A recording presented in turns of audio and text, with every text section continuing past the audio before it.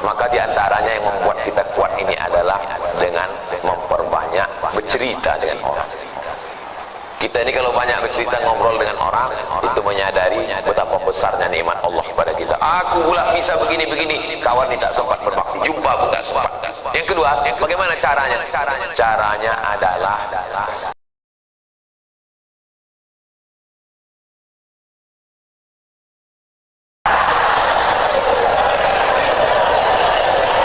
seumur-umur saya membaca pertanyaan, inilah tulisan yang paling cantik.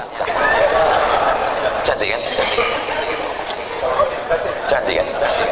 Bisa pula rapi menulis. Saya bolak-baliklah menulis rapi, tak bisa-bisa. Memang irilah saya menengok tulisan. Mudah-mudahan anak saya bisa cantik tulisannya begini. Assalamualaikum, berapa kali dah dia mencobanya. Assalamualaikum warahmatullahi wabarakatuh. Waalaikumsalam. Alhamdulillah wa syukurillah. Alhamdulillah wa syukru lillah. Saya kurang. Alhamdulillah wa syukru lillah. Alhamdulillah wa syukru lillah. Jadi jangan syukurilah. Bukan syukurilah, syukurilah itu bahasa Indonesia, syukurilah ya. Kalau bahasa Arabnya alhamdulillah wa syukru lillah. Semoga Ustaz Somad dalam keadaan sehat dan selalu dalam lindungan Allah. Amin. Sekarang tak boleh lagi doa menyebut amin, dilarang oleh Bawaslu. Kalau udah musim-musim kampanye. Saya ini menyampaikan menuju pemilu damai. Ini penting bagi Bapak Babinsa dan Babin Kamtipmas untuk menjaga ketertiban. Jadi nanti jangan heran kalau udah 100 hari menjelang pemilu, ghairil maghdubi alaihim waladdallin. Tak boleh, itu keberpihakan. Sunyi nanti masjid diam.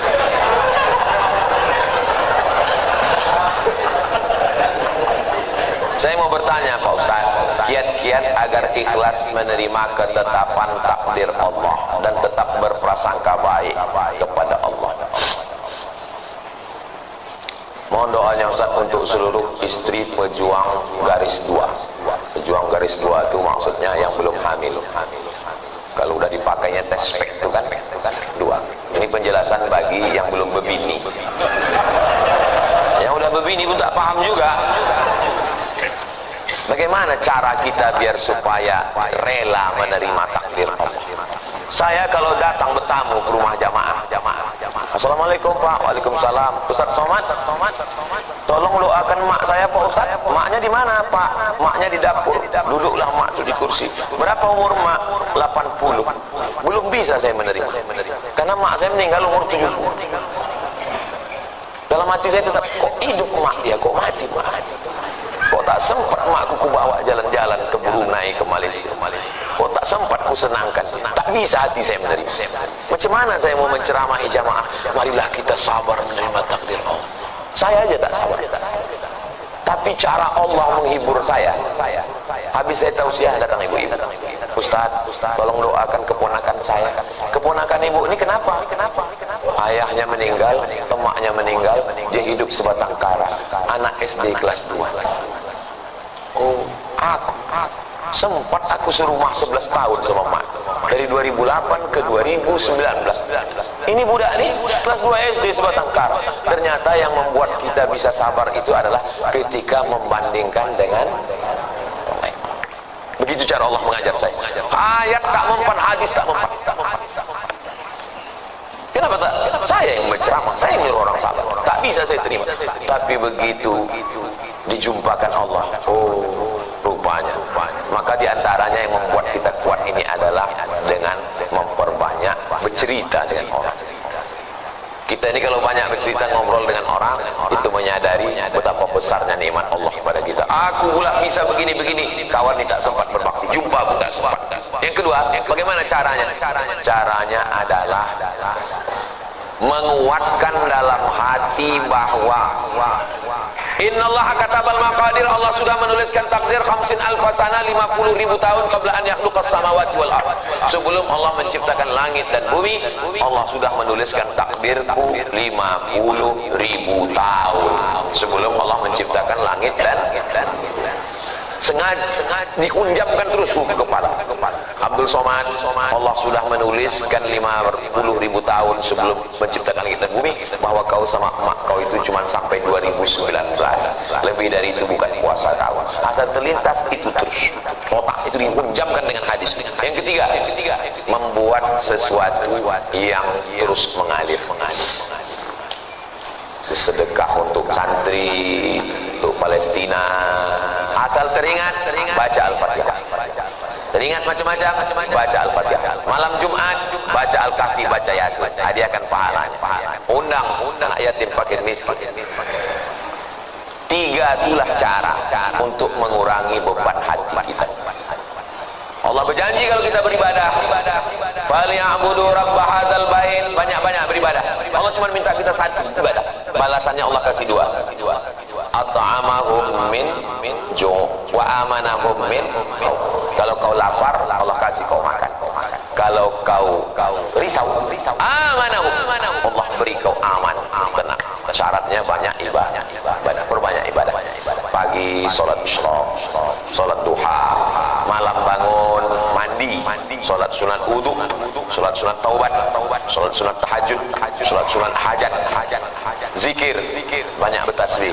Zikir 3 pilihan, zikir banyak, zikir pilihan 3. Pertama istighfar, yang kedua sholawat, yang ketiga afdhalul zikri fa'lam annahu la ilaha illallah. Astaghfirullahaladzim, astaghfirullahaladzim, astaghfirullahaladzim. Kalau Tuhan membeli peniti, jangan ditusukkan ke sayur kubis. Kalau mik sudah mati, tandanya waktu sudah habis.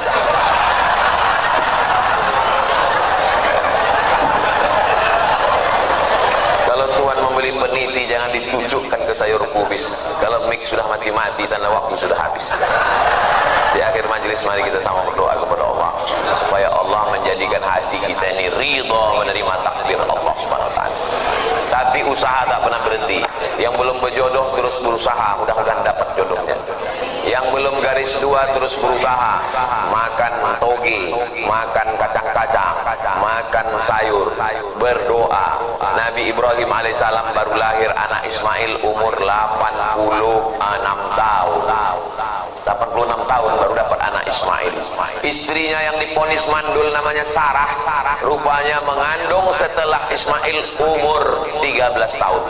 Waktu itu umur Nabi Ibrahim 99 tahun. Akhirnya punya anak.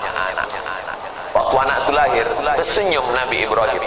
Karena sudah diponis orang, istrinya mandul tak akan punya anak. Senyum dia. Senyum itu bahasa Yahudinya Yitzhak, bahasa Arabnya Yithak. Maka dikasihnya nama anak itu Ishak. Ishak itu artinya tersenyum bahagia. Saking kan lucunya cara Allah ingin menguji seorang hamba. Tak ada yang sulit. Innama amruhu idza arada syai'an ayaqula lahu kun. Tak ada yang sulit bagi Allah. Allah cuma ingin menengok air matamu tumpah di tengah malam. Allah cuma ingin melihat sujudmu lebih lama. Dalam perjalanan hidup saya, dipukul ombak, dimpas gelombang, baru saya paham. Rupanya kalau hidup ini tenang-tenang saja, tidak akan melahirkan nakhoda yang ulu. Kalau tidak tajam ombaknya, sujud kita sebentar. Tapi kalau pukulan itu kuat, lama sujud kita dan terasa nikmat. Karena tak ada lagi kawan yang bisa diajak berbisik. Akhirnya kita berbisik ke tanah. Malaikat-malaikat di langit memintakan doa itu dikabulkan Allah Subhanahu wa ta'ala. Mudah-mudahan kita termasuk orang yang diberikan Allah kekuatan istiqomah iman dan Islam.